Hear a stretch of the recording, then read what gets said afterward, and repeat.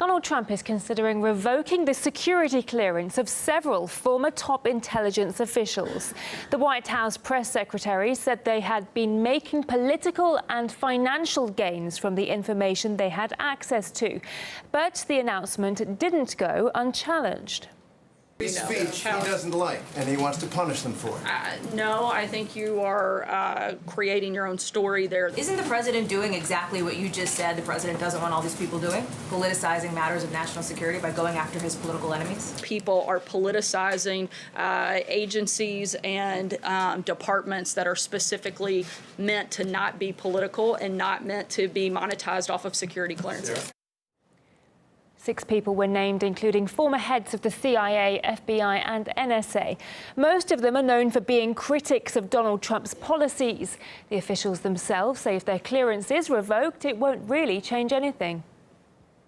The security clearance has nothing to do with how I or any of us feel about the president. I don't get briefings. I don't have access to any classified information.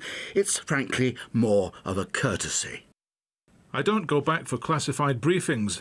Won't have any effect on what I say or write. Former US intelligence officials have a history of speaking out once they leave office. Caleb Morpin explains. The former heads of U.S. intelligence agencies are now dabbling in politics. The fired FBI director, James Comey, just advised the Democrats to steer clear of socialism. Democrats, please don't lose your minds and rush to the socialist left. This president and his Republican Party are counting on you to do exactly that. Now, this comes just after his recent tweet in which he said that the only way to support American values was to go Democrat. All who believe in this country's values must vote for Democrats this fall.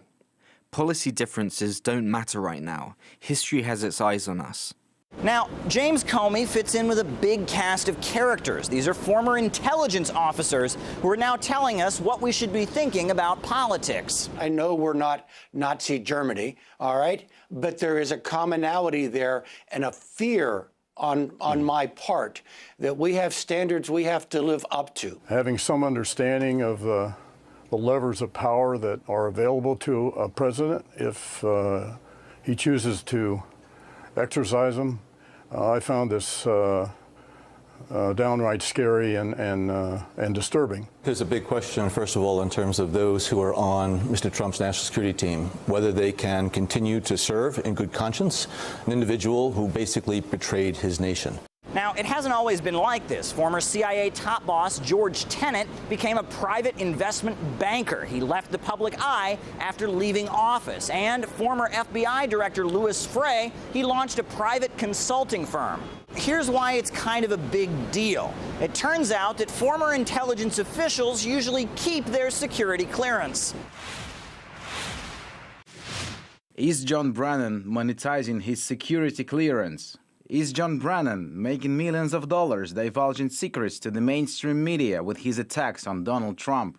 So even after leaving office, they've still got power and connections that they could use to further their agenda. Take on the intelligence community. They have 6 ways from Sunday of getting back at you. So whatever happened to a quiet retirement? Now, in the epoch of Trump, a new force is emerging. Former top spies who are turning to political activism. Caleb Maupin, RT, New York. Editor of Defense and Foreign Affairs magazine, Gregory Copley, says that in any other country, such behavior would be considered treasonous. What we've seen lately in the past 2 years is the situation where people like Director of National Intelligence Clapper and the like, Brennan and from CIA and so on, have been making extremely partisan comments designed deliberately to undermine the current U.S. government. Now, this would be treasonable under most governments around the world. There are profound cases of damage to the United States image, to the United States ability to function in a national security sense from what we've seen from this range of officials commenting in the last 18 months to 2 years.